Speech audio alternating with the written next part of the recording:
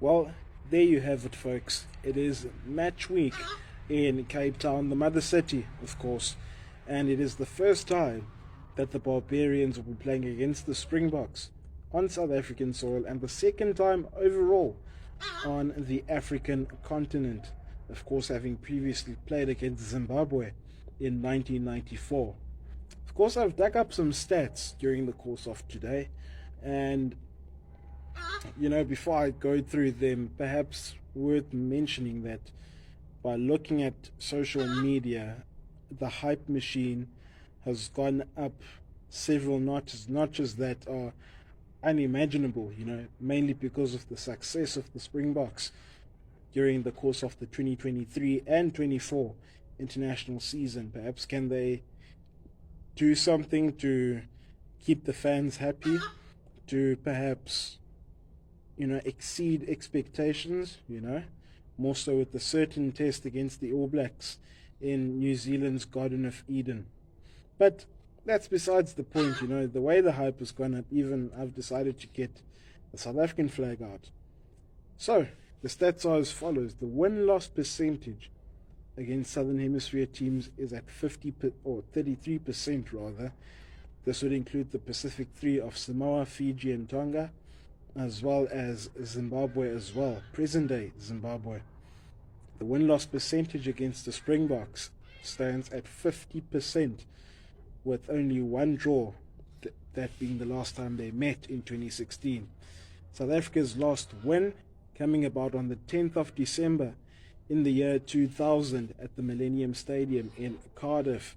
And of course, despite the feats of the Barbarians, not enough to contain a Springbok side that at that point in time and at that point in that season they were sort of under siege, and the Barbarians, their last one was 10 years later, as I mentioned, a draw in 2016 at Wembley Stadium in London.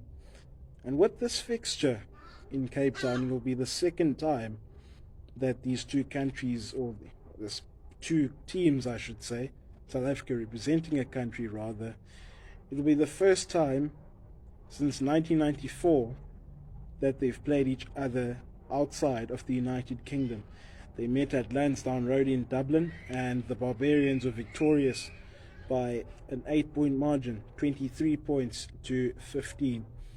And the Barbarians also become the first invitational side to visit South Africa since 2015, the World 15, coming over and winning, or losing rather, by 46 points to 10. Book just fell there, and a couple of guys have been known to have played for the Barbarians, but the last time the Boks played the Barbarians, these are the guys that played that are part of the current Springbok setup. And all of them, mind you, except for one, Jean-Luc Dupré, everyone else has 2 World Cup winners' medals. That would be Jesse Kriel, Malcolm Marx, Erges Snyman, Bongimbo Nambi, Ibn Etzebeth, and albeit is not part of the current 45 that are in training at the moment, Peter Steph du Toit had also taken part. And some of these guys have actually turned out for the Barbarians in the past. And there's more to that, 5 Springboks having had the privilege of captaining the Barbarians.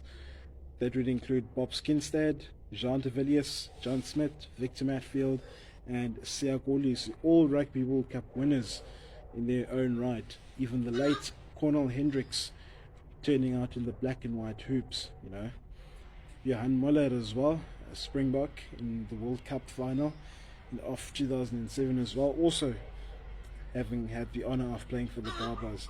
But folks, as far as the result will go, as far as certain pieces in the match go, how far will it go to ensuring the Springboks have yet, mind you, another successful season? Till then, don't forget to like and subscribe on YouTube, or hit that plus button on TikTok. And also let me know in the comment section what are your thoughts on this game, as well as the series against Italy and the one-off test against Georgia and beyond. Till then, much love and respect to you all. God bless.